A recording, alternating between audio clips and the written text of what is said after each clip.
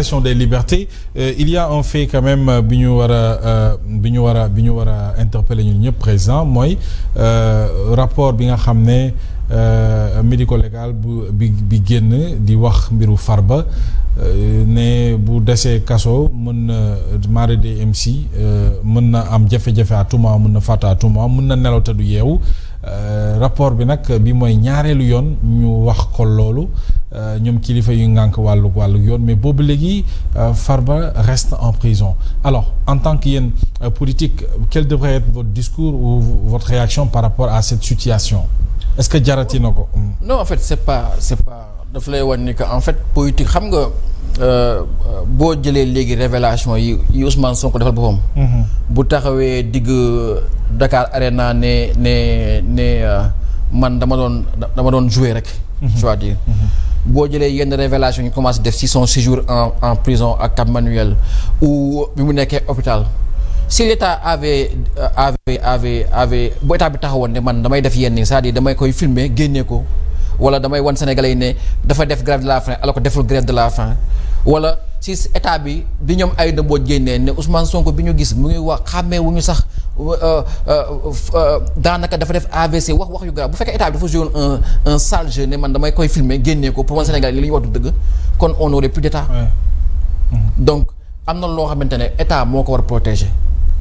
bu rapport médical yi génnee ne monsieur Farba Ngom santé mayu ko mu toog en prison l'État n'a d'autre choix à faire que de libérer Farba Ngom parce que attention moo di ñaareelu expertise bi wax loolu moo tax man bi ma gisee à l'époque avant Sibassi Faye di jël sa décision dama doon wax ne yàlla na Sibassi Faye jël décision bi arrangé Pastef parce que bu ñu fàtte ne on est passé à côté du crash dañu arrêté woon la liaison Dakar-Ziguinchor daanaka toutes les transactions toutes les circulations yu am diggante Sénégal ak une partie du Sénégal mooy le sud dañ ko bloqué woon j'avais dit ñaanuma yàlla Sibassi Faye jël benn décision parce que li muy indi suñu unité territoriale kenn xamul lu mu toll tey bu fekkee ñaanu ko yàlla musiba dafa dal Farba Ngom en prison du Farba Ngom da nga koy def tu vas le faire à des milliers et des milliers de Sénégalais qui ont un lien ou un attachement direct ak Farba Ngom moo tax faisons preuve d'humanité am na loo xamante ne jaru ko fi il faut libérer Farba Ngom mënul génn Sénégal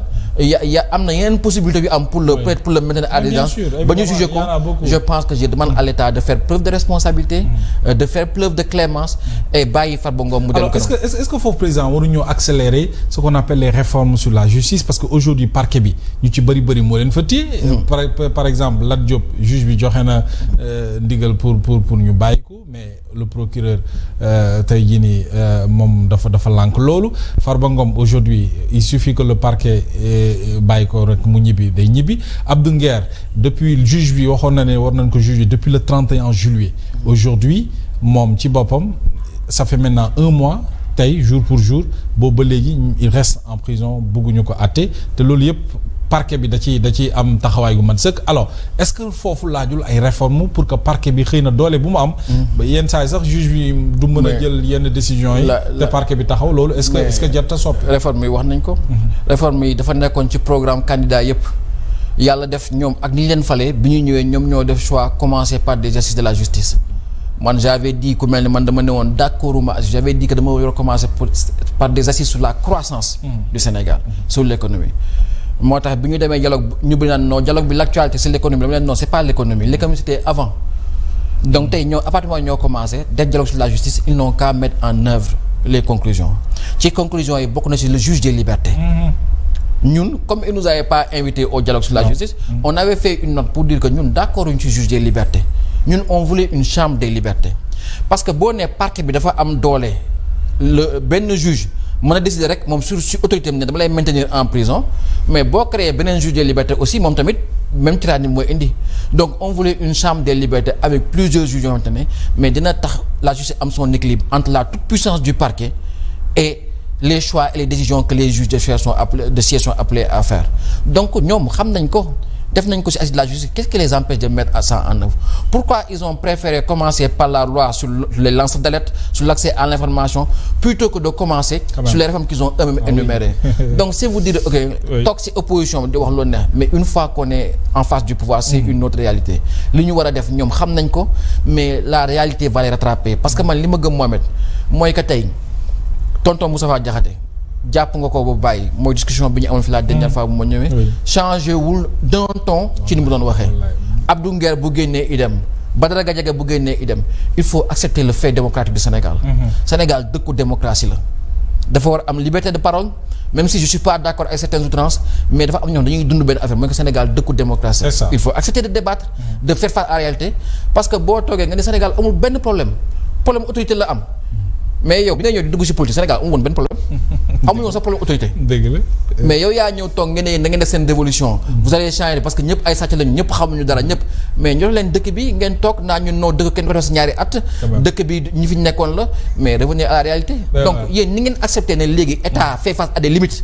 ba ngeen gis ko ba nangu ko.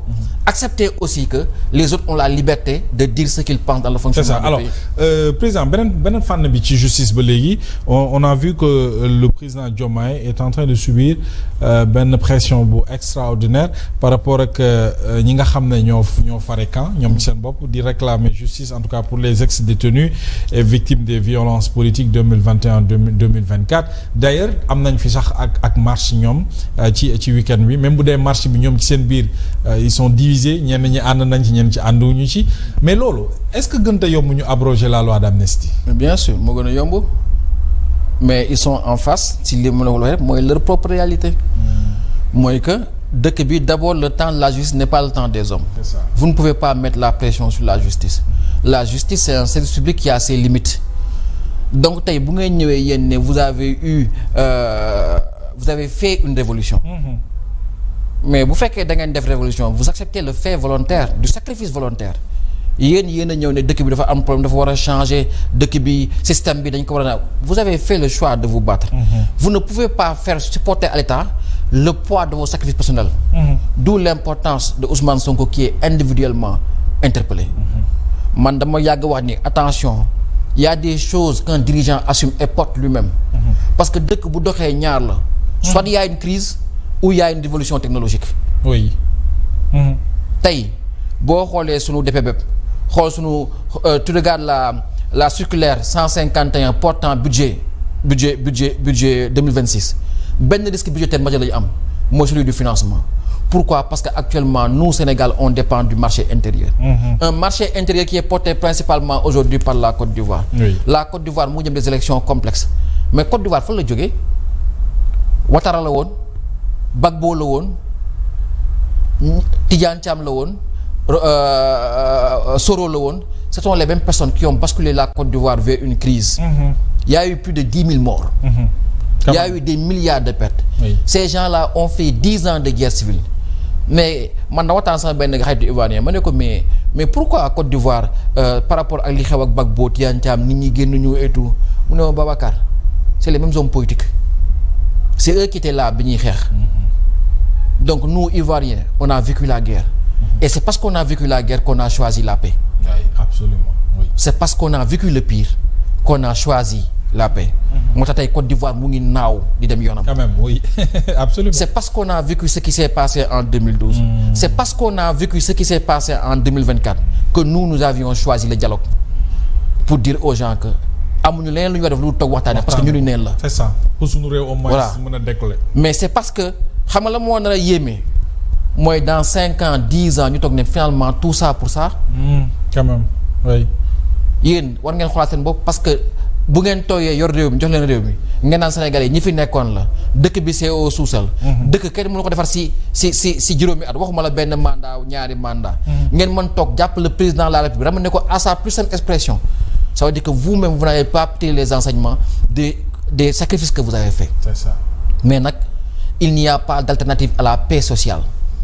Il n'y a pas d'alternative à la stabilité, surtout lorsqu'on fait le choix de mettre un pays en redressement.